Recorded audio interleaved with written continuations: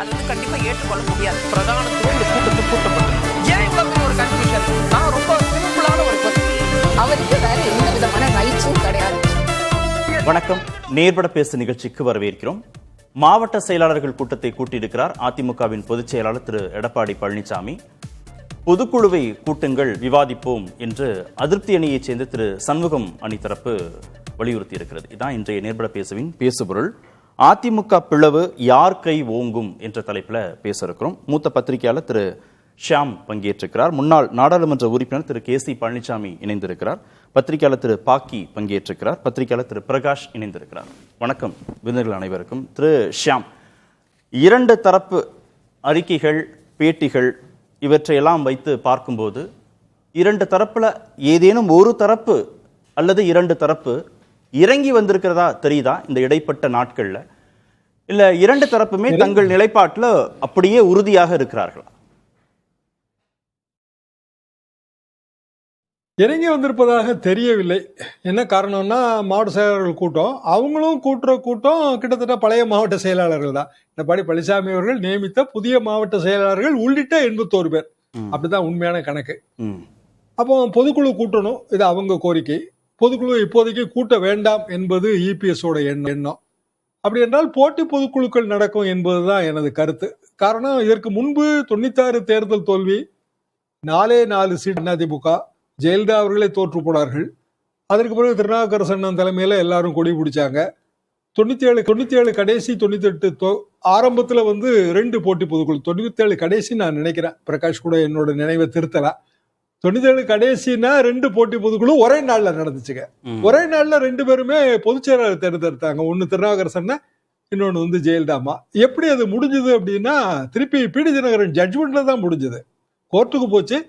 பிடி தினகரன் அவரு கான்ஸ்டியூஷன்லாம் ஆராய்ஞ்சு, அதிமுக அமைப்பு சட்ட துணை விதிகளை ஆராய்ந்து உறுப்பினர்களால் தேர்ந்தெடுக்கப்பட்டவர் தான் பொதுச் செயலாளர். எனவே ஜெயலலிதா பொதுச் செயலாளர்னு தீர்ப்பளித்தார். அந்த ஜட்மெண்ட் நகல் கூட என்கிட்ட எங்கேயோ இருக்குது. எதுக்காக நான் சொல்றேன்னா, இது எண்டு அதுதான். அதற்கு முன்னதாக ஏதாவது ஒரு குரூப் தேர்தல் ஆணையத்திற்கு போனால் என்ன ஆகும் என்பதுதான் உண்மையான 2 விதிகளை திரு சி.வி. சண்முகம் குறிப்பிட்டார். ஒன்று, பொதுக்குழுவை கூட்டணும், 5ல் 1 பகுதி உறுப்பினர்கள் கையெழுத்திட்டா 15-30 நாட்களுக்குள்ளாக பொதுச் செயலாளர் பொதுக்குழுவை கட்டாயம் கூட்டணும் அப்படின்னா விதி இருக்கு. அது ஒன்று. இரண்டாவது, எங்களெல்லாம் நீக்கியது செல்லாது. 2016 டிசம்பர் மாதம் முன்னாள் முதல்வர் திருமிகு ஜெயலலிதாவுடைய மரணம் நடக்குது. அதற்கு பிறகு திரு இபிஎஸ் திரு ஓபிஎஸ் இடையே பிளவு. 2 தரப்பு மாறி மாறி நீக்கிக்கிறாங்க, மாறி மாறி நியமனமும் செய்து கொள்கிறார்கள்.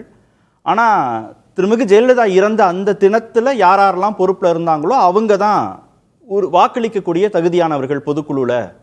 அவங்க தான் மாவட்ட செயலாளர்கள், அவங்க தான் நிர்வாகிகள் அப்படின்ற அளவுகோலை வைத்து தான் பொதுக்குழு தீர்மானிக்கப்பட்டதுன்னு சொல்கிறார்.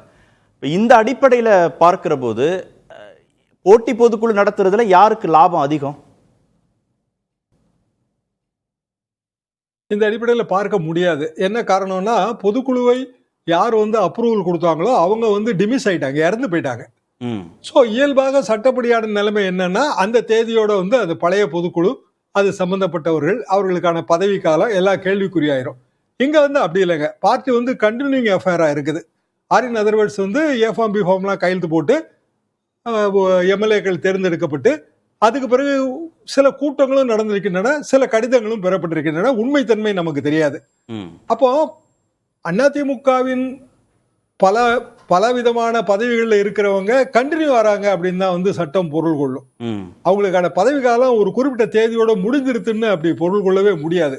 அப்போ பேரண்ட் பார்ட்டி என்னவோ அதுதான் பார்ட்டிங்க. இந்த பேரண்ட் பார்ட்டி ஏதோ ஒரு ஆபீஸ் பேரஸை தேர்ந்தெடுப்பாங்க, சட்டமன்ற கட்சிக்கான ஆபீஸ் பேரஸை தேர்ந்தெடுத்திருப்பாங்க. இன்னும் சொல்லப்போனால் அதற்கு சபாநாயகர் அப்ரூவல் கொடுக்கணும் கூட அவசியம் இல்லைங்க. அசம்பிளி ரூல்ஸ்ல அப்படி எதுவுமே இல்லை. பேரண்ட் பார்ட்டி தேர்ந்தெடுத்து ஒரு பட்டியலை சபாநாயகருக்கு அனுப்பும் போது சபாநாயகர் அதுல கேள்வி கேட்க முடியாது. அது அப்படியே ஏற்றுக்கொள்ளப்பட்டதாகத்தான் பொருள். அப்புறம் இன்னொரு தரப்பு அதுக்கு காம்படிட்டிவா இன்னொரு பட்டியலை கொடுத்திருக்கு. ஆனால் அந்த பட்டியலுக்கு சட்ட அங்கீகாரம் இல்லவே இல்லை. இதுதான் என் கருத்து. அது போக அப்படியான ஒரு எக்ஸ்பைரி டேட் மரணத்திற்கு பிறகு நிகழும். ஆனா இதுல அப்படியான மரணம் இல்லைங்களா? அப்போ திரு எடப்பாடி பழனிசாமி கூட்டக்கூடிய பொதுக்குழு தான் சட்டப்படி அங்கீகாரம் பெற்றது, அப்படி புரிஞ்சுக்கணுமா? அந்த இடத்துல ஒரு சிக்கல் என்னன்னா, இவங்க மாத்தி வச்சிருக்கிற விதி 10 மாவட்ட செயலாளர் முன்மொழிதல், 10 மாவட்ட செயலாளர்கள் வழிமொழிதல். இது ஒரிஜினல் கான்ஸ்டிடியூஷன்ல கிடையாது, எம்ஜிஆர் கான்ஸ்டிடியூஷன்ல கிடையாது.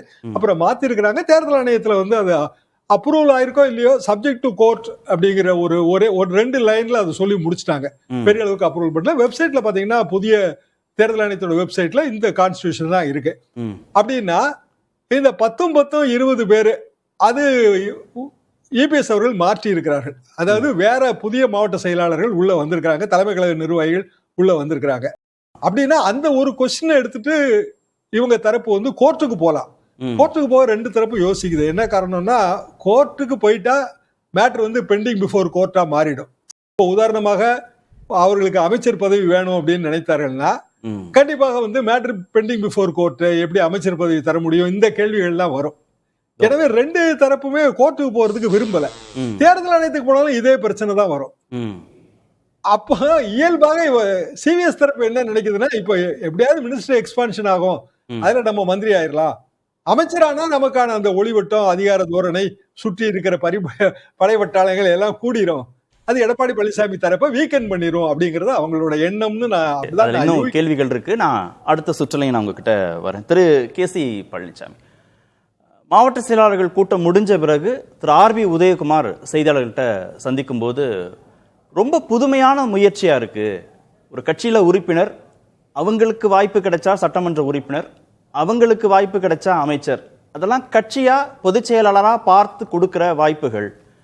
ஆனா அமைச்சர் பதவி வேணும், அதிகாரம் வேணும் அப்படிங்கிறதுக்காக இன்னொரு கட்சிக்கு ஆதரவுங்கிறது இதுவரைக்கும் இல்லாத ஒரு புதுமையான முயற்சியா இருக்கு அப்படின்னு அவர் குறிப்பிடுகிறார். அதுல லாஜிக் இருக்கா அவர் சொல்றதுல? ஆட்சி அதிகாரத்திற்காக, அமைச்சர் பதவிக்காக கட்சியை விட்டு பொதுச் செயலாளர் உத்தரவை மீறி செயல்படுவதை அவர் விமர்சிக்கிறார். அப்படி பார்க்க கூடாது. இந்த பொதுச் செயலாளர் 10 ஆண்டுகள் ஆகுது அந்த பதவிக்கு வந்து. 2 சட்டமன்ற தேர்தல், 2 நாடாளுமன்ற தேர்தல், 1 உள்ளாட்சி தேர்தல், எதிலையுமே இந்த பொதுச் செயலாளர் வெற்றியை பெற்று தரல. இன்றைய கூட்டத்தில் கூட அவர் எடப்பாடி தொகுதியில தமிழ்நாட்டிலேயே அதிக ஓட்டுல வெற்றி பெற்றதற்காக ஒரு பாராட்டு. 47 + 6 53 தொகுதிகளில் அவருடைய அவர் கடுமையா உழைச்சு வெற்றி பெற்று கொடுத்தார் என்பதற்கு பாராட்டு. அப்ப அவருடைய உழைப்பு மீதம் இருக்கிற 180 தொகுதிகளில் கடுமையான தோல்வியை தேடி கொடுத்திருக்கிறதே, அதற்கும் அவர்தான பொறுப்பு. அடுத்து கட்சியினுடைய தொண்டர்கள் எதிர்பார்ப்பது, இவர்கள் வேறு கட்சிக்கு ஆதரவளிக்கிறாங்க, அமைச்சர்கள் ஆகிறாங்க, ஏன் போறாங்கிறத தாண்டி அதிமுக தொண்டர்கள் என்ன எதிர்பார்க்கிறாங்கன்னா, ஏன் நம்ம தோத்தோம்? திமுகவுக்கு கடுமையான ஆன்டி இன்கம்பன்சி இருந்தது, அது எல்லோருக்கும் விசிபிளா தெரிஞ்சது. அந்த ஆன்டி இன்கம்பன்சி அதிமுகவை பைபாஸ் பண்ணி தாவேக்காக்கு எப்படி போச்சு? அதுக்கு என்ன காரணம்? எந்த இடத்துல நம்ம கோட்டை விட்டோம்? அப்ப இத கட்சியினுடைய பொதுக்குழுவை கூட்டி விவாதிக்கணும். குறைந்தபட்சம் களத்துல போட்டியிட்ட தோல்வியுற்ற ஒரு 180 கூட்டணி கட்சிகளையும் சேர்த்து அவர்களை கூப்பிட்டு அவர்களிடத்துல ஒரு ஆலோசனை செய்யணும். இதற்கெல்லாம் திரு எடப்பாடி பழனிசாமி அவர்கள் தயாராகவே இல்ல.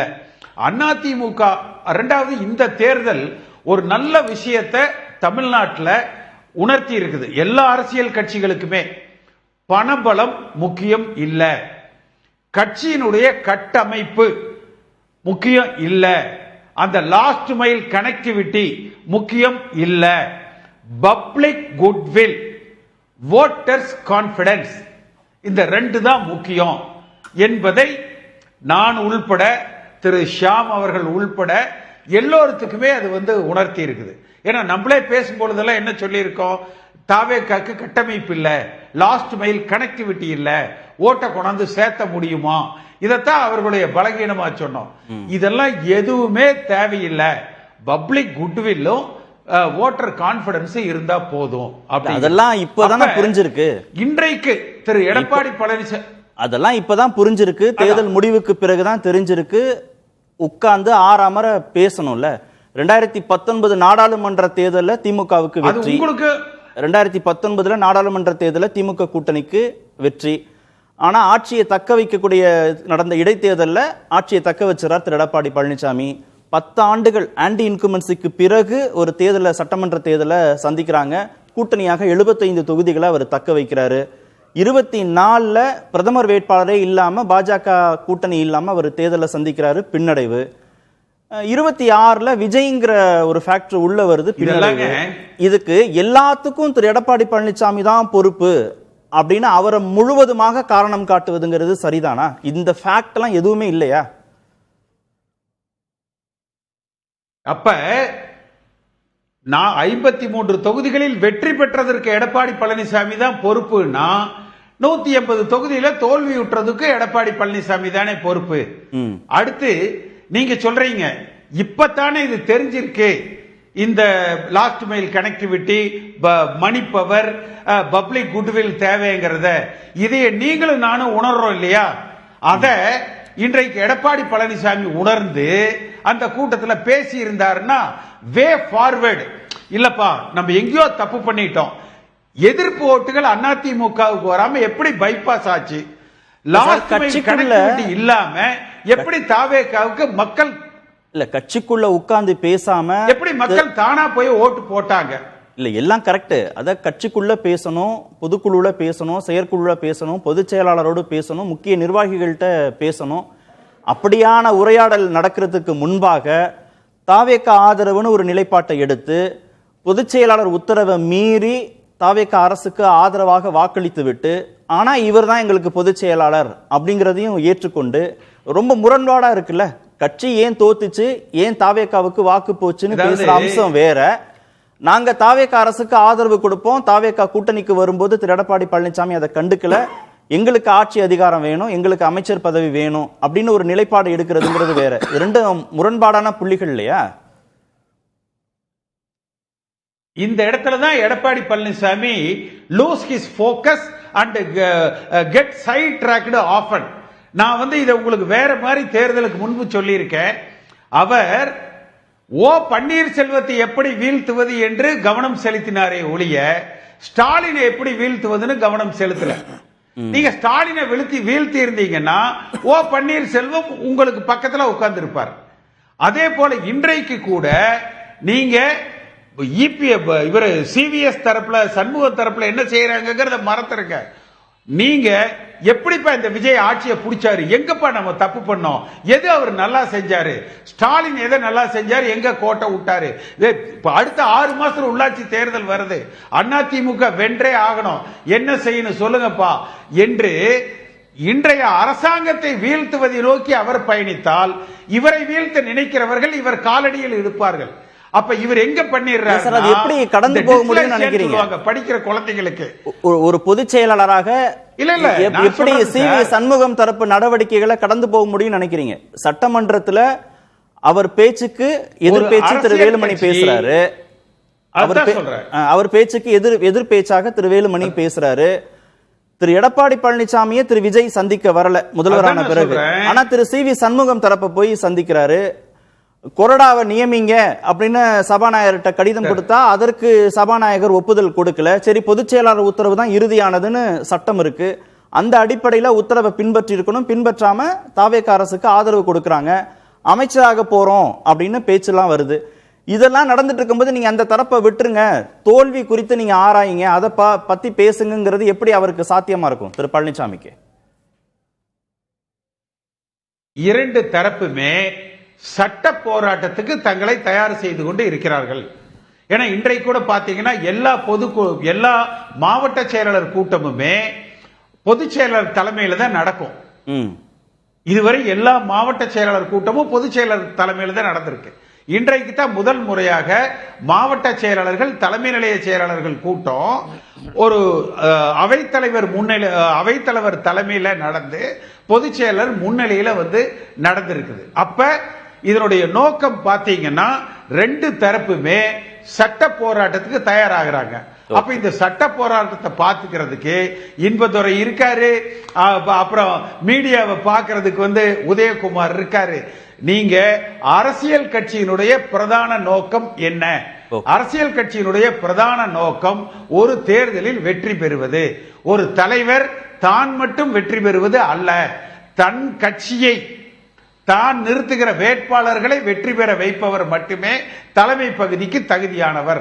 இன்றைய தேதிக்கு அதிமுக கட்சியை யார் கட்டுப்படுத்துவது என்கிற போட்டியில் இருக்கிறார்களே ஒழிய யார் இந்த கட்சியை கட்டமைப்பது, யார் இந்த கட்சியை வெற்றி பாதைக்கு அழைத்து செல்வது என்பதை பற்றி கிஞ்சித்தும் யோசிப்பதற்கு மறுக்கிறார்கள். பொறுப்பில் இல்லாதவர்கள் அப்படி இருக்கலாம். ஆனால் எடப்பாடி பழனிசாமி மீண்டும் தாவேகாவை வீழ்த்துவதை விட்டுவிட்டு வேலுமணியை வீழ்த்துவது எப்படி, சண்முகத்தை வீழ்த்துவது எப்படின்னு பார்க்கிறார். அது எங்க திமுக ஆதரவை கையில எடுத்துக்கிட்டு அவர்களை வீழ்த்தணும்னு சொல்லி பார்க்கிறாரு. இது மக்கள் ஏற்றுக்கொள்ள மாட்டாங்க.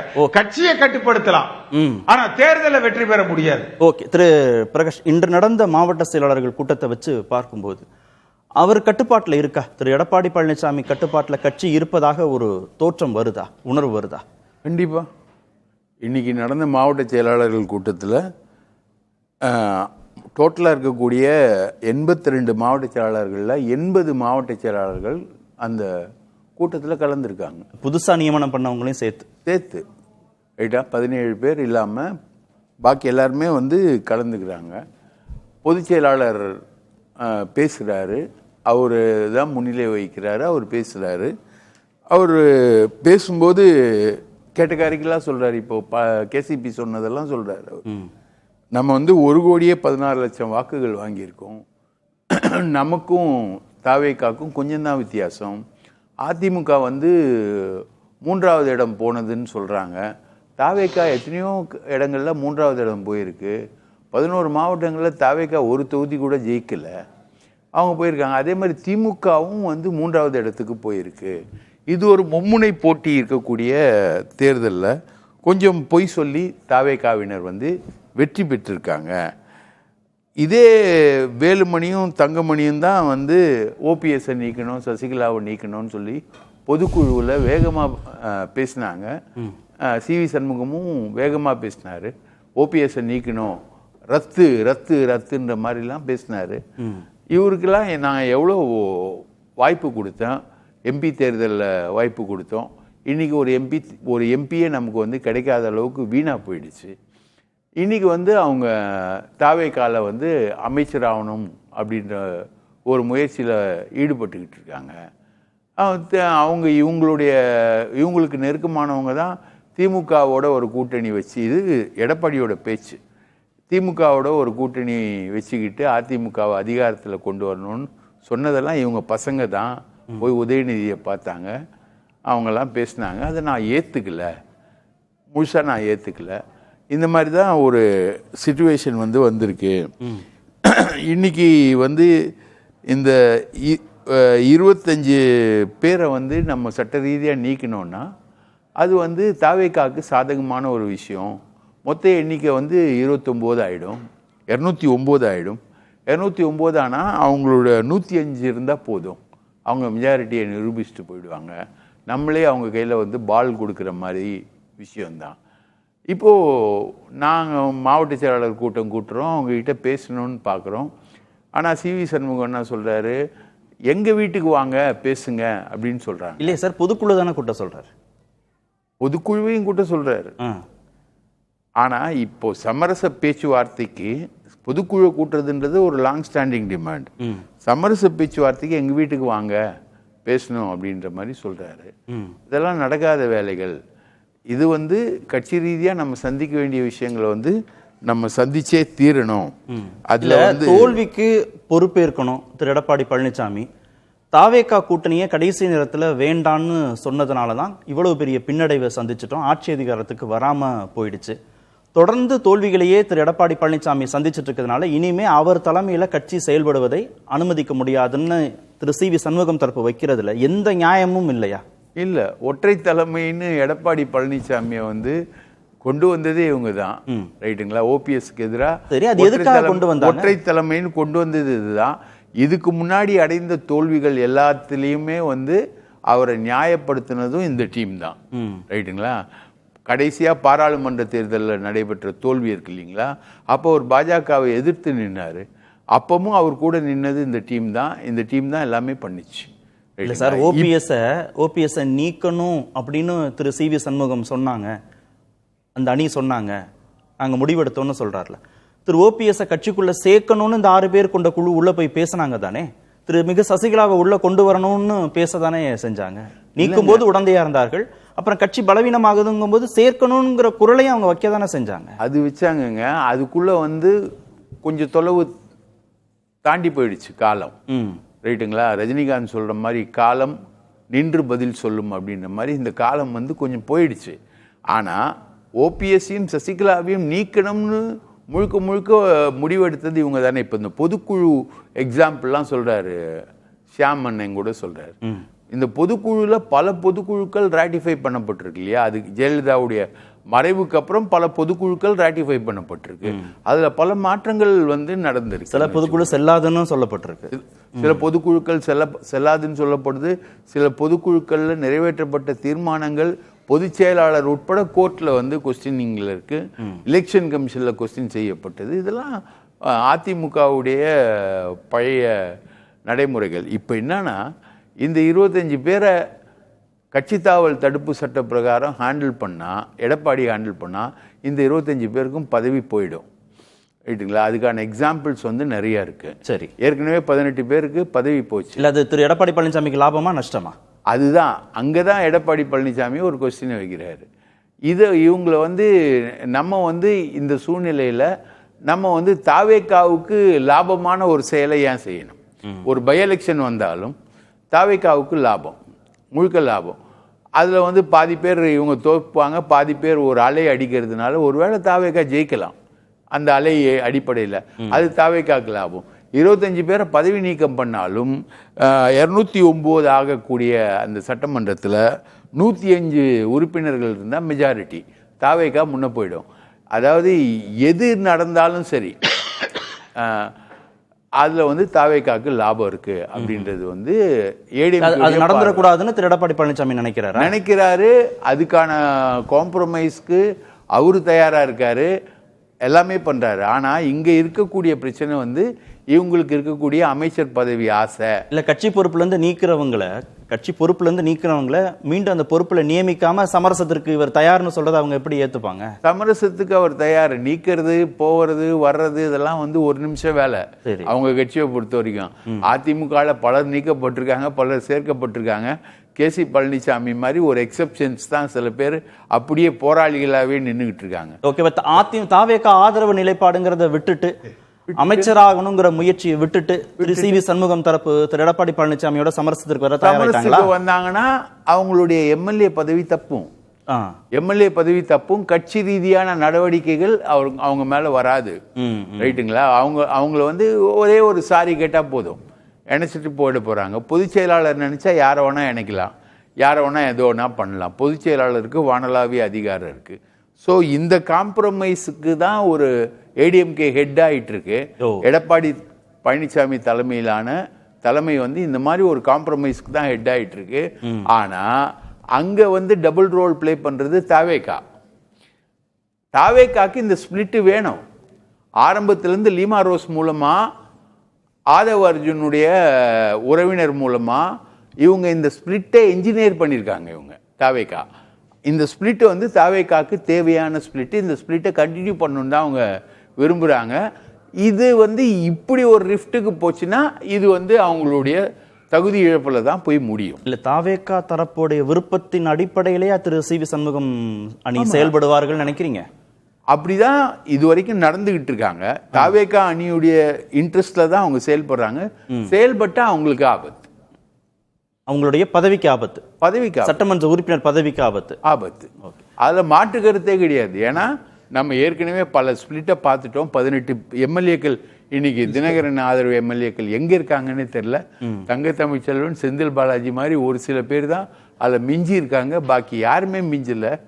ஸோ இவங்க எல்லாருமே இப்போ தங்கமணி வந்து எடப்பாடியுடைய உறவினர், ரைட்டுங்களா? அந்த மாதிரி இவங்களுக்குள்ள ரொம்ப வேலுமணியும் எடப்பாடியும் வந்து பிஸ்னஸ் பார்ட்னர்ஸ், இவங்களுக்குள்ள க்ளோஸான உறவுகள் இருக்கு. ஸோ இந்த ரிஃப்டை வந்து இப்படி சால்வ் பண்ணுறது தான் பெஸ்ட்டுன்னு நினைக்கிறேன். ஓகே, திரு பாக்கி, திரு எடப்பாடி பழனிசாமியோட சமரசத்திற்கு போவதை தவிர திரு சி.வி. சண்முகம் தரப்புக்கு வேறு வழி இல்லையா இப்போது இருக்கிற நிலைமைப்படி? வேறு வழியே கிடையாது. அதாவது இது அவர்களும் மட்டுமில்லை, எடப்பாடிக்கு மட்டுமில்லை, கட்சிக்கு நல்லது. ஆனால் ஒரு இன்றைய பொதுச் செயலாளர்கள், அதாவது மாவட்ட செயலாளர் கூட்டத்தை பொறுத்தவரையில் சில மாற்றங்களை எடப்பாடி பழனிசாமி கிட்ட பார்க்குறோம்.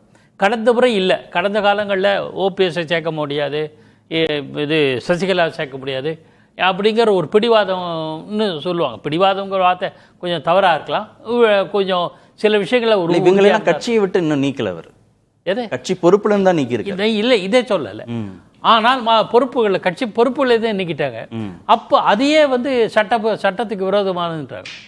ஒரு கட்சியினுடைய சுப்ரீமோ பொதுச் செயலாளர், மாவட்ட செயலாளர்கள் அந்த பதவியிலேருந்து நீக்கியது அந்த ப்ரோரோகேட்டிவ், அவங்களுடைய உரிமை, கட்சி தலைமையினோட உரிமை. அதையே சட்டவிரோதம்னு சொல்றாங்க. இது ஒண்ணு. இதுல பல விஷயங்கள், பல ஆங்கிள் பார்க்க வேண்டியது. Correct sir. இப்ப நீங்க பொதுச் செயலாளர் தான் சுப்ரீமோ, அவர் எடுக்கிறதா இறுதி முடிவுன்றீங்கல்ல. 5ல் 1 பங்கு பொதுக்குழு உறுப்பினர்கள் கையெழுத்து போட்டா பொதுச் செயலாளர் 30 நாட்களுக்குள்ள பொதுக்குழுவை கூட்டணும்னு அதிமுகவுடைய சட்ட விதி தானே சொல்லுது. இருக்கு, அந்த விதியும் இருக்குதானே. இவங்களுக்கு தரப்புக்கு சாதகமா இல்லையா? திரு சி.வி. சண்முகம் தரப்புக்கு சாதகமா? இன்று வரை பொதுக்குழுவை கூட்ட முடியாதுன்னு அவர் சொன்னதா தகவல் இல்லை. பொதுக்குழுவை கூட்டணும்னு கையெழுத்து கேட்டா போடாதீர்கள் இருக்காரு திரு எடப்பாடி பழனிசாமி. அது அவர் என்ன சொன்னார், வெளிப்படையா சொன்னார்னு தெரியாது. வெளிப்படையா சொன்னதாக செய்திகள் பிரஸ் ரிலீஸை கூட பார்த்தா அது வேற விஷயம். வெளிப்படையா சொல்லி அவர் இன்றைக்கு கூட்டத்தில் பேசுறதுல கொஞ்சம் இறங்கி வந்ததாக நான் அறிக்கை எனக்கு கிடைச்ச சோர்ஸ். இபிஎஸ் தரப்பு இபிஎஸ் இறங்கி வந்திருக்கார். நம்பர் 1 என்னன்னா, நீங்க யாரோட தேர்ந்தெடுக்குங்கிற மாதிரியான ஒரு துணி அவர்கிட்ட வந்து என்னை விட திறமையான அதான் சொல்லி,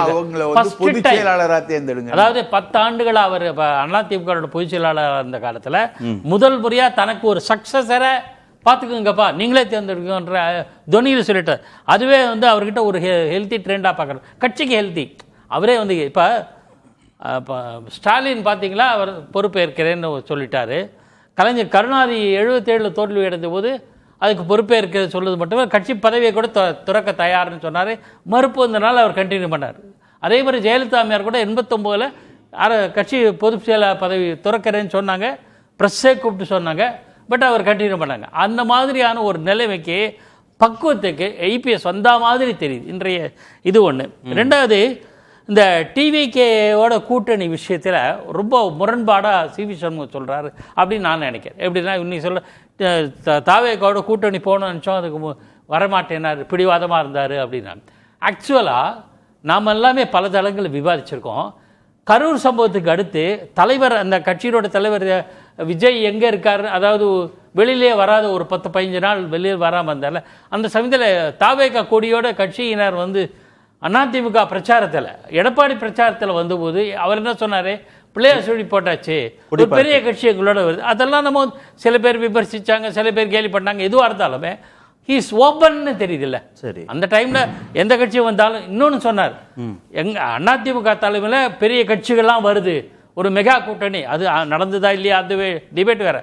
ஸோ இஸ் ஓப்பன் மைண்டடாக இருந்திருக்கார், கூட்டணி கட்சிகளை சேர்த்துக்கணும் அப்படிங்க. அவர் ரிசர்வேஷன் என்ன, சசிகலா சேர்க்க முடியாது, ஓபிஎஸ் சேர்க்கக்கூடாது, அப்படி தான் இருந்தார். தவிர எந்த கட்சி வந்தாலும் திமுக எதிர்க்குதுங்கிற அந்த பாயிண்டில் சேரலாம் அப்படிங்கிறத சொல்லியிருக்கார். ஆனால் டிவிகே இன்னைக்கு சி.வி. சண்முகம் என்ன சொன்னார், தாவேக்காவோட கூட்டணி சேரணும் நாங்கள் சொன்னோம், அதை மறுத்தாரு, அதை பிடிவாதமாக அதை நிராகரித்தார். இந்த கூட்டணி பேச்சுவார்த்தையை சரியா அணுகலை, சரியா கையாளலை அப்படின்னு அவர் சொல்லியிருக்கிறார்.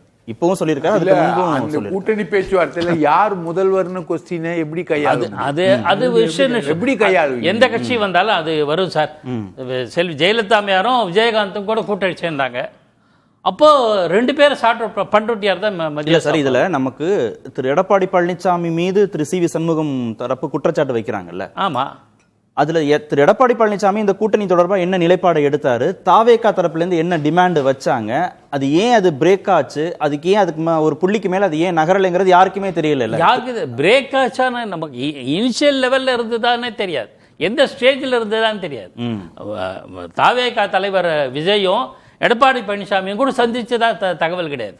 ஆகையினால அதாவது நான் என்னோட பாயிண்ட் என்ன, ஓப்பன் மைண்டடா இபிஎஸ் இருந்தாரு அப்படிங்கிறத நம்ம நிராகரிக்க முடியும். கூட்டணிக்கு தயாரா இருந்திருக்கிறார். எந்த கட்சி கூட்டணிக்கு திமுகவை வீழ்த்தவிடும் அந்த ஒற்றை புள்ளியில யாரோடையும் சேருவதற்கு இன்னும் சொல்ல போனா பாஜகவோட ஒரு கூட்டணி செய்யறதுல கூட பல ரிசர்வேஷன் இருந்ததாக அறிகிறோம். அதுக்கப்புறம் தான் தெரியும் அண்ணாமலை நீக்கின பிறகு ஏதோ ஒரு பாஜகவோட அலைன்ஸ் போனது. இன்னும் சொல்ல போனா பாஜகவோட ஒரு ஜெல்லாகலை பல சந்தர்ப்பங்கள்ல. அமித்ஷா இப்போ எத்தனை வந்துட்டு வரும்போதெல்லாம் பார்க்கணும் அர்த்தமானு அப்படின்லாம் சொன்ன காலமெல்லாம் உண்டு. ஆக அவர்கிட்ட ஒரு கொஞ்சம் கொஞ்சமாக இறங்கி வந்திருக்காரு. இறங்கி வந்து இப்போ எல்லாரும் எல்லாரோடையும் பேசலாம் அப்படின்னு ஒரு நிலைக்கு வந்திருக்காரு. பேசல வந்து என்னன்னா இவர் தான் பொதுச் செயலாளர், இதை யாரும் மறுக்கலை. யாரு ரெபல் குரூப் இருக்குல்ல, சிபிஎஸ்ஓ இவர் எஸ்பி வேலுமணி யாரும் பொதுச் செயலாளர் இவர் தான் சொல்லிட்டாங்க. சிவி முதல் முறையா சந்திச்ச போது என்ன அப்படியே எடுத்துக்கலாமா? அவர் தான் பொதுச் செயலாளர்னு சொன்னதை எடுத்துக்கலாமா? பொதுச் செயலாளர் போட்ட உத்தரவை சட்டமன்றத்துக்குள்ள பின்பற்ற மாட்டோம், தாவேகாவோட அமைச்சரவையில நாங்க இடம்பெறுவதற்கான முயற்சிகளை மேற்கொள்வோம், பொதுக்குழுவை கூட்டணும், நாங்க சொன்னா பொதுக்குழுவை கூட்டணும், ஆனா பொதுச் செயலாளர் இவர் தான் அப்படின்னா அது என்ன? பொதுச் செயலாளர் பதவிக்காக அவர் பதவி விட்டு இறங்கணும்னு சொல்லிட்டு எங்க ஆளு இவர் தான். இப்ப சட்டமன்றத்துல அதிமுகவுடைய தலைவரா சொன்னவங்க அனைத்து இந்திய அதிமுக இயக்கத்துல இவர் தான் தலைவரா வரணும் அல்லது இவர் தான் கழகத்தினோட பொதுச் செயலாளர் வரணும் அப்படின்னு யாரையும் சொல்லல, யாரையும் முன்னிறுத்தல. முடியாது. ஏன்னா 4-5 தலைகள் இருக்கு. அங்கன்னா ஒரே தலை தான் எடப்பாடி பழனிசாமி. அது உங்க பார்வையில திரு இபிஎஸ் தரப்பு இறங்கி வந்திருக்காங்கன்னு நீங்க நினைக்கிறீங்க? இறங்கி வந்திருக்காரு. Is also ready to talk. ஏன்னா கண்டினியூஸா பார்த்த தோல்வியினால சரி நம்ம வி ஹேவ் டு ரீகன்சிடர். சரி, 2 நாளுக்கு முன்னாடி செம்மலை விலகியது கூட அவருக்கு ஒரு கேள்விகள் எழுப்புகிறார். எந்த செம்மலை?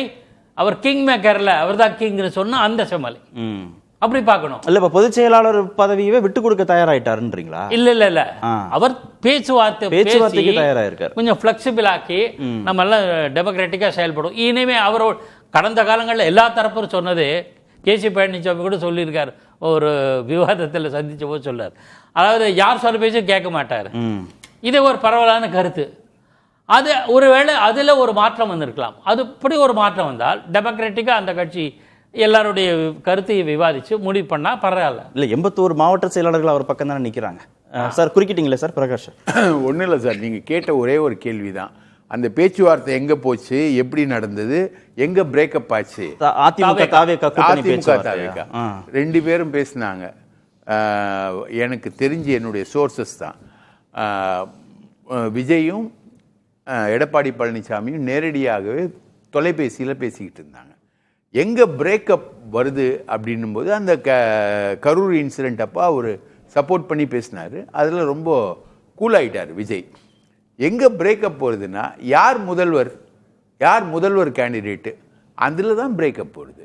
அதை நீங்கள் எப்படி ஏடிஎம்கேவா ஒரு பார்ட்டியாக இருந்துக்கிட்டு நீங்கள் எப்படி அதை விஜய் முதல்வர்னு எப்படி சொல்ல முடியும்? இன்னைக்கு சிவி சண்முகம் விஜய் முதல்வர்ன்றதை அக்செப்ட் பண்ணுறாரு. ஏன்னா ஒரு முதல்வர் ஆகிட்டாரு, அக்செப்ட் பண்ணுறாரு. ஆகிறதுக்கு முன்னாடி எப்படி நீங்கள் வந்து அக்செப்ட் பண்ணுவார்? அது அங்கே தான் பிரேக்கப் ஆச்சு. சரி, கேசிபி அதாவது நீங்க ஒரு கேள்வி கேட்டீங்க, தாவேகா கூட நடந்த பேச்சுவார்த்தை எப்படி இருந்தது, என்ன நடந்ததுன்னு கேட்டீங்க. ஆரம்ப காலகட்டத்தில் தாவேகா 60 சீட்டு கேட்டாங்க, எடப்பாடி பழனிசாமி 40 சீட்டு தர்றேன்னு சொல்லி சொன்னாரு. அடுத்து கொஞ்சம் அவங்க வளர்ந்துட்டோம் என்றதுக்கு அப்புறம் 80 சீட்டு கேட்டாங்க. இவர் 60 சீட்டு சொல்லிட்டு அந்த டயத்துல டக்குன்னு பிஜேபி கூட இவர் யாரிடத்திலும் கலந்துக்காம திடீர்னு டெல்லி சென்று அமித்ஷா அவர்களை சந்தித்து அவர் குடும்பத்தில் இருக்கிற பிரச்சனைகளா என்னன்னு தெரியல இருக்கலாம், பிஜேபியோட அலையன்ஸை அறிவிச்சிட்டார். அது தாவேகா தரப்ப அப்செட் ஆகிடுச்சு. தேர்தலுக்கு கொஞ்சம் முன்னாடி இந்த கரூர் இன்சிடென்ட்டுக்கெல்லாம் அப்புறம் அவர்கள் பேசும் பொழுது அவங்க 110 அந்த முதலமைச்சர் பேசினதெல்லாம் வாஸ்தவம். ஆனா அவர்கள் ஒரு 80 சீட்டுக்கு ஒத்துக்கொள்ளுகிற மனநிலையில் இருந்தார்.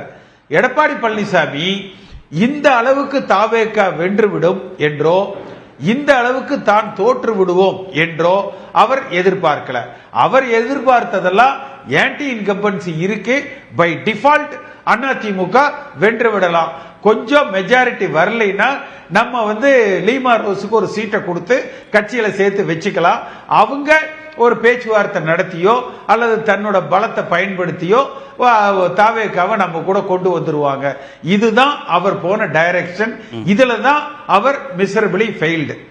அடுத்து நீங்க சிவி சண்முகம் வேலுமணி தரப்பை பொறுத்த வரைக்கும் அவர்கள் பயணிப்பது, ஒருவேளை தாவேக்காவில் அவர்கள் அமைச்சர்கள் ஆனா இன்னொரு 7 எம்எல்ஏக்களை அவங்களால மொபிலைஸ் பண்ணிட முடியும். அவங்க அமைச்சர்கள் ஆயிட்டாங்கன்னா இன்னொரு 7 எம்எல்ஏக்களை வந்து மொபிலைஸ் பண்ணிட முடியும். எடப்பாடி பழனிசாமி எப்படி முதலமைச்சராக உட்கார்ந்துக்கிட்டு பொதுக்குழுவை மெஜாரிட்டி மஸ்டர் பண்ணாரோ அது மாதிரி இவர்கள் 5 பேர் அமைச்சர்களாக இருந்தாங்கன்னா பொதுக்குழுவை மஸ்டர் பண்ணிட முடியும்.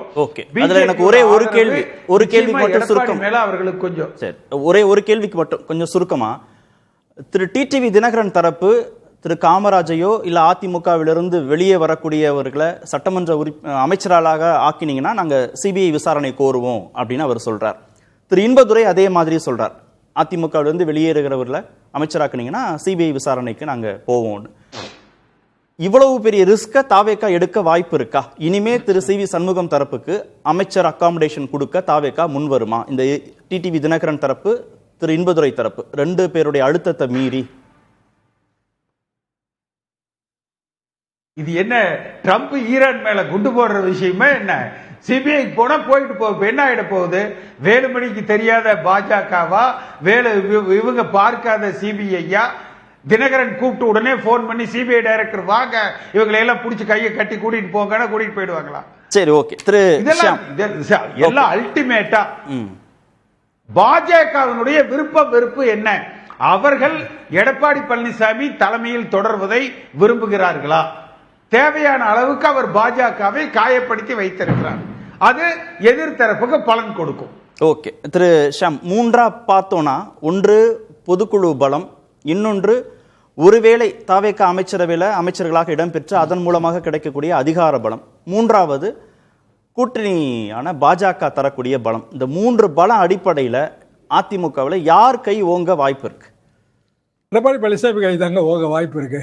என்ன காரணம்னா, டிடிவி தினகரன் எடப்பாடி பழனிசாமியோட ரொம்ப க்ளோஸா இருக்கிறார், நம்ம எல்லாருக்குமே தெரியும். அது அவரு எதிர்கட்சி தலைவர் அளவுக்கு இப்போ வந்து களமாடிட்டு இருக்கிறார். இத்தனை கொலைகள் நடந்தன, வரிசையா களமாடிட்டே இருக்கிறார். அப்போ டிடிவியோட ஸ்டேட்மெண்ட் எல்லாம் படிச்சு பாருங்க, பிஜேபி லைனை தான் அவர் எடுக்கிறார். அவரே அதை தெளிவாகவும் சொல்றாரு. நம்ம வந்து பிஜேபி கூட்டணியில் இருந்தோம், நான் இப்பவும் என்டிஏ கூட்டணியில் தான் இருக்கிறேன். எடப்பாடி பழனிசாமியின் மனசாட்சியாக யார் வந்து இப்போது அறிக்கைகளை வெளியிடுகிறார்? டிடிவி தாங்க. ஏன்னா அவர் சொல்ற எல்லா லைனும் ப்ரோ பிஜேபி, ப்ரோ எடப்பாடி தான். இல்லை, ஒரு புரிதலுக்காக கேட்கிறேன், அதை சேர்த்து கிளாரிஃபை பண்ணிடுங்க. திரு எஸ்வி வேலுமணி பாஜகவோடு நெருக்கம், பாஜக தலைவர்களோடு நெருக்கம், ஆர்எஸ்எஸ் தலைவர்களோடு நெருக்கம், ஆர்எஸ்எஸ் நிகழ்ச்சிகளில் பங்கேற்றார்னா கடந்த காலங்களில் விவாதம் பண்ணியிருக்கோம். அந்த நெருக்கத்தை மீறி திரு டிடிவி தினகரன் தரப்போ இல்லை திரு எடப்பாடி பழனிசாமி தரப்போ பாஜகவை தங்கள் சார்பு நிலைக்கு கொண்டு வந்துட முடியுமா? அவங்க வந்துருவாங்களா? கொண்டு வந்துட முடியும். என்ன காரணம் அப்படின்னா, வரப்போவது வந்து தாவேக்கா காங்கிரஸ் கூட்டணி அமைச்சரவை. நாளை கழிச்சு எக்ஸ்பான்ஷன் சொல்றாங்க. ஆமா, ராஜீவ் காந்தியோட நினைவு நாள் மே 21ஆம் தேதி. காங்கிரஸ் 2 மந்திரிகள் அங்க பதவியேற்றால் தாவேக்கா காங்கிரஸ் மந்திரி சபைக்கு பாரதிய ஜனதா எதிர்ப்பா இருக்குமா, ஆதரவா இருக்குமா? ரொம்ப இயல்பான கேள்வி தானே. அந்த மந்திரி சபையில போய் எஸ்பி வேலுமணி சேர்ந்தாருன்னா எஸ்பி வேலுமணிக்கு எதிர்ப்பா இருக்குமா, ஆதரவா இருக்குமா பாஜக? இன்னும் சொல்ல போனால் ஆளுநர்கிட்ட வந்து ஒரு பெட்டிஷன் பெண்டிங்ல இருக்குங்க. அதாவது காமராஜ் அவர்கள் ஆளுநர் மாளிகைக்கு போய் அவர் கையெழுத்து போட்டதெல்லாம் இல்ல, நான் கையெழுத்தே போடல, அது போர்ஜரின்னு சொல்லி போலீஸ் கம்ப்ளைண்ட் வரைக்கும் போயாச்சு. அப்போ ஆளுநர் மாளிகையில ஏற்கனவே பெட்டிஷன் நிலுவையில் இருக்கு. காமராஜே வந்து போலி கையெழுத்து போட்டாரு, இல்லைன்னா அவரை வந்து ஹார்ஸ் ட்ரேடிங் பண்ணாங்கிற குற்றச்சாட்டு இருக்கு. அடுத்த குற்றச்சாட்டு வேலுமணி, தங்கமணி, விஜய். அப்ப விஜய் வந்து இவங்களை போய் பார்த்ததே அந்த குற்றச்சாட்டுக்கு வலு சேர்க்குது. சபாநாயகர் அவர்கள் எடப்பாடி பழனிசாமிக்கு பேசுவதற்கு வாய்ப்பு கொடுத்து எஸ்பி வேலுமணிக்கு பேசுவதற்கு வாய்ப்பு கொடுக்கும்போது குற்றச்சாட்டு வலுப்படுகிறது. அது எப்படி பிஜேபி இதை கண்டுக்காமலே எப்படி இருப்பாங்க? பிஜேபியை பொறுத்த வரைக்கும் பிஜேபிக்கு என்ன வாய்ப்பு இருக்குன்னா அவங்க பார்ப்பாங்க. பிஜேபிக்கு எது வந்து வசதியா இருக்கும் அப்படின்னா, தாவேகா மினிஸ்ட்ரி கவிழும் போது அல்லது ஒரு 2029 ஒரே நாடு ஒரே தேர்தல் வந்தா என்ன சார் பண்ணுவீங்க? சரி, ஒரே ஒரு கேள்வி வருமா வராதா? ஒரு கேள்வி சுருக்கமா, இப்போ திரு சி.வி. சண்முகம் தரப்பு உள்ள போய் அமைச்சர் ஆகலைன்னா காங்கிரஸ் அமைச்சரவை அப்படியே தொடர வாய்ப்பு இருக்கா? தாவேகாவோடு காங்கிரஸ் அமைச்சரவையை பாஜக அனுமதிச்சிருமா, விட்டுருமா? தாவேகாவும் காங்கிரஸும் இடதுசாரிகளோ தாவேகாவோ உள்ள இருந்துக்கட்டும், அந்த அமைச்சரவை தொடரட்டும் அப்படின்னு நினைச்சிருமா பாஜக? 2029 இந்தியாவில் இருக்கிற எந்த மாநில அரசும் தொடர போறது இல்ல. ஓகே, என்ன காரணம்னா அவங்க சொல்லிட்டாங்க ஏற்கனவே, ஒரே நாடு ஒரே தேர்தல் நிறைவேறின உடனே இன்னொரு தேர்தல் தான் வரும். அது 27ல ஒரு யூபி அரசாங்கமாக இருந்தாலும் சரிதான், பிஜேபி அரசாங்கமாக இருந்தாலும் சரிதான். அப்போ மிக இயல்பாக 2029 மக்களவை தேர்தலோடு சட்டமன்ற தேர்தலும் சேர்ந்து நடக்கும். ஓகே, சேர்ந்து நடக்கும் போது பாரதிய ஜனதாக்கான கூட்டணி எதுவாக இருக்கும் தானே அவங்க யோசிப்பாங்க. தாவேகா எக்ஸ்போஸ் ஆகும். இதுல பிஜேபி கூட்டணியில இருந்தவங்களை இவங்க மந்திரி சபையில மந்திரி ஆக்கினாலோ காமராஜ மந்திரி ஆக்கினாலோ எக்ஸ்போஸ் ஆகும். அந்த தப்ப விஜய் செய்ய மாட்டாருன்னு நான் நினைக்கிறேன். ஏன்னா அவருக்கும் 2029 தெரியும்ல தேர்தல் வருது. Okay sir, okay. திரு பிரகாஷ், அப்போ திரு சி.வி. சண்முகம் அணி தனிமைப்படுத்தப்படுதா? ஒருவேளை தாவேகா சேர்க்கல, அமைச்சரவையில் சேர்க்கலைங்கிற ஒரு முடிவை நோக்கி நகர்ந்தால் பாஜகவோட ஆதரவும் இல்லாத நிலையில அந்த அணி தனிமைப்படுத்தப்படும் இல்லையா? ஷாம் சார் சொன்னதுல ஒரு பியூட்டிஃபுல் பாயிண்ட் என்னன்னா, டிடிவி தினகரன் பாஜகவோட அலைன்மெண்ட்ல தான் இருக்காரு. அவர் கூப்பிட்டா சிபிஐ வந்துருமா, சிபிஐனா வேலுமணிக்கு வராதான்றதுலாம் இல்லை. அவரோட அலைன்மெண்ட்டும் அதுதான். ஃபர்ஸ்ட் மைனஸ் இவங்களுக்கு காங்கிரஸ் இன்டேக் கவர்மெண்ட் ஆஃப்டர் 1967 நாளைக்கு பதவி ஏற்கிறாங்க. அதுக்கு தான் ராகுல் காந்தி ஓடி வந்தார். ரைட்டுங்களா? இந்த பதவி ஏற்பை பார்க்க தான். ரெண்டாவது, விஜய் கேரளாவுக்கு சதீஷனுடைய பதவி ஏற்புக்கு போறதா இருந்தது. ராகுல் காந்தி வாஸ் ஆல்சோ தேர். ரைட்டுங்களா? வேற எந்த இண்டி கூட்டணியில யாருமே போகாத ஒரு பதவியேற்பு விழா, அதுக்கு விஜய் போறதா இருந்தது. பட் ஹி வாஸ் அவர் ரெஃப்யூஸ்டு போல அந்த விஷயத்துக்கு. அவர் பயண ஏற்பாடுகள்லாம் அது பாஜகவுக்கு பிஜேபி போகக்கூடாது அப்படின்றதுக்காக ஒரு அதிருப்தியை உருவாக்கும் அப்படின்றது தான். 22ஆம் தேதி தான் பிரைம் மினிஸ்டர் வர்றாரு. அவர் போய் பிரைம் மினிஸ்டர் இன்னைக்கு வரைக்கும் பார்க்கல. பட் காங்கிரஸ் மினிஸ்ட்ரியை டேக் இன் பண்ற சதீசன் பதவி ஏற்புக்கு போற அப்படின்றது தாவேகாவுக்கு ஒரு பெரிய பிரச்சனையா வந்தப்போ பின்வாங்கினார். அதனால நான் என்ன நினைக்கிறேன்னா, இவரு சி.வி. சண்முகம் டீமை எடுத்துக்க மாட்டாரு. கட்சி தாவல் தடுப்பு சட்ட வலைக்குள்ள விஜய் புத்திசாலித்தனமா மாட்ட மாட்டார். திரு பாக்கி, கட்சியையும் கையில் எடுக்க முடியல, தாவேகா அமைச்சரவைக்குள்ளும் போக முடியல, பாஜக ஆதரவையும் பெற முடியல. இந்த நிலையில திரு சி.வி. சண்முகம் தரப்பு அணியுடைய எதிர்காலம் என்ன? ஒரே வழிதான் இருக்கு அவங்களுக்கு, கோ பேக் டு இபிஎஸ். அதுதான் காம்ப்ரமைஸ் பண்ணணும். அது அப்பாலஜி கேட்கணும்னு சொல்லுவாங்க, அதெல்லாம் கூட வேண்டாம். சரி, மீண்டும் எங்கள் தலைவர் இவர் தான், நான் அவரோடு இணைந்து விட்டோம், சில நலன் அப்படின்னு ஏதாவது சொல்லி இது பண்ணலாம். பல விஷயங்களில் சிபிஎஸ் தரப்பினர் சொதப்பியிருக்காங்கன்னு நான் ஃபீல் பண்ணுறேன். உதாரணத்துக்கு செங்கோட்டையன் எல்லாரும் ஒன்றா சேரணும்னு ஒரு தாட்டு கொண்டு வந்தபோது அதை எடப்பாடியார் ஏற்கலை. என்னோடு 5 முன்னாள் அமைச்சர்களும் சேர்த்து சொன்னாங்கல்ல, அந்த முன்னாள் அமைச்சர்கள் இப்போ எங்கே இருக்காங்க? சி.வி. சண்முகம் அவங்களோட இருக்காங்க. என்ன சொல்கிறாங்க? நாங்கள்லாம் ஒன்றா சேரணும், ஓபிஎஸ் ஒன்றா சேரணும், டிடிவி ஒன்றா சேரணும், சசிகலா சேர்க்கணும் அப்படின்னு நாங்கள் சொன்னோம். எடப்பாடியார் இது பண்ணார். அப்போ ஏன் சொல்லலை? அப்போ வாய் மூடிட்டு செங்கோட்டையன் மட்டும் பலிகடாவாகிட்டு மற்றவங்களாம் தப்பிச்சிட்டாங்க. இப்போ செங்கோட்டையன் தான் இதில் ஒரு ப்ளே பண்ணுறாரு இவங்களுக்கெல்லாம். ஒன்று. ரெண்டாவது, தாவேகாவை கடந்த காலங்களில் கடுமையாக விமர்சனம் செய்யாதவர் எடப்பாடி. மற்றவங்களாம் கூட பேசுகிறாங்களே தெரியல. ஆனால் இப்போ தான் முதல் முறையாக பொய்க்கால் குதிரை அப்படின்னு சொல்லி விமர்சனம் பண்ணியிருக்க. காரணம் என்ன? கட்சியினோட அரசமைப்பு சட்டம் இயல்பாகவே பார்த்தீங்கன்னா அதிமுகவோட பொதுச் செயலாளர் சுப்ரீமோ அவர் தான். அவரை பார்க்காம இவரோட கூட்டணியிலே இல்லாத திமுக கூட்டணியில் இருக்கிறவங்க மற்றவங்களை அன்புமணி கூட பார்த்துருக்கேன். தேஜா கூட்டணி பாஜக கூட்டணி இருக்கிற அன்புமணி கூட பார்த்துருக்கேன். எடப்பாடியை பார்க்கல. முன்னாள் முதலமைச்சர், முன்னாள் எதிர்கட்சி தலைவர், அந்த இது இருக்குமா? அவங்க பார்க்கலன்றது மட்டும் இல்லை, ரெபல் குரூப்பை போய் பார்த்துருக்கேன். ஓகே, இந்த மாதிரி பல குழப்பங்களையே தாவேகா இஸ் பிளேயிங் அ கேம். தாவேகாவில் இன்னும் 2 பேர், ஒரு ஸ்பீக்கர், ஒரு அமைச்சர். நன்றி. நிகழ்ச்சியில் பங்கேற்ற அனைத்து விருந்தினர்களுக்கும் நேர்பட பேச நிறைவு பெறுகிறேன். அது கண்டிப்பா ஏற்றுக்கொள்ள முடியாது. பிரதான கூட்டப்பட்டது